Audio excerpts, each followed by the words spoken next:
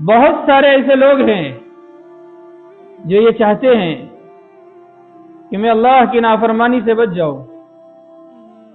بہت سارے انسان وہ ہیں جو یہ چاہتے ہیں کہ میں اپنے آپ کو گناہوں سے بچا لوں، لیکن کوشش کرنے کے باوجود بھی اسے کوئی راستہ نہیں مل رہا ہے. تلاش کرنے کے باوجود بھی اس کا حل اسے نہیں مل رہا ہے. بعض بندے وہ ہوتے ہیں، بعض اللہ کے بندے وہ ہوتے ہیں جو اپنے آپ کو گناہوں سے بچانے کے لیے کسی اللہ والے کے پاس رہتے ہیں تاکہ وہ اپنے آپ کو گناہوں سے بچا سکے.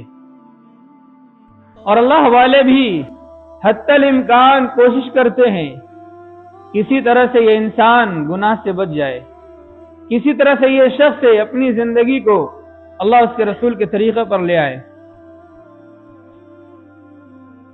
بہت سارے اللہ والے، بہت سارے علماء اس کی کوشش کرتے ہیں کہ گناہ سے بچے، پھر بھی اگر گناہ ہو جاتا ہے تو ان کا دل اندر سے کڑھتا ہے، وہ اندر سے پریشان ہوتے ہیں، وہ اندر سے غمزدہ ہوتے ہیں کہ اللہ یہ ہم سے نافرمانی کیوں کر ہوئی، اللہ یہ ہم سے خطا کیوں ہوئی.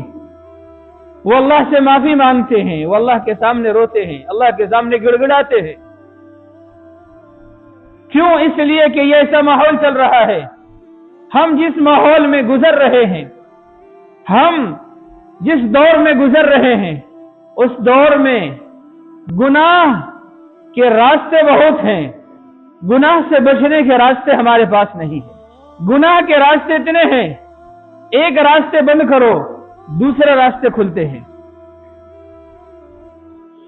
اسی لیے ان راستوں سے کٹ کر کے، ان راستوں سے بچ کر کے ہمیں اپنی زندگی کو گزارنا ہے. آج کا دور سوشل میڈیا کا دور ہے، وائی فائی کا دور ہے، انٹرنیٹ کا دور ہے. اس دور میں اگر کوئی انسان گناہ سے بچنا بھی چاہے، بچنا بہت مشکل ہے. پہلے اتنے گناہ کے اسباب نہیں تھے، اتنے زنا کے اسباب نہیں تھے جتنے اسباب آج کے دور میں ہم اور آپ دیکھ رہے ہیں. کسی زمانے میں کسی کے یہاں ٹیلی ویژن ہوا کرتا تھا، آج گھر گھر ٹیلی ویژن ہے. بلکہ اگر میں یوں کہوں تو بے جانا ہوگا کہ جیب میں ٹی وی کی شکل میں موبائل رکھا ہوا ہے. جیب میں ٹی وی کی شکل میں موبائل رکھا ہوا ہے. میٹرو میں آپ سفر کرو، 100 میں سے 99 بندہ آپ کو فلم دیکھتا ہوا، گانا سنتا ہوا، میوزک سنتا ہوا آپ کو نظر آئے گا.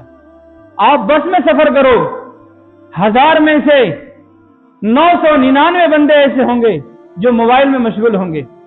آپ ایئرپورٹ پر سفر کرو، دنیا میں کوئی سا بھی سفر کر لو، آپ ہر جگہ آپ کو یہ ملے گا کہ اکثر بندہ وہ ہوگا جو اپنے آپ کو موبائل میں مشغول رکھتا ہوگا.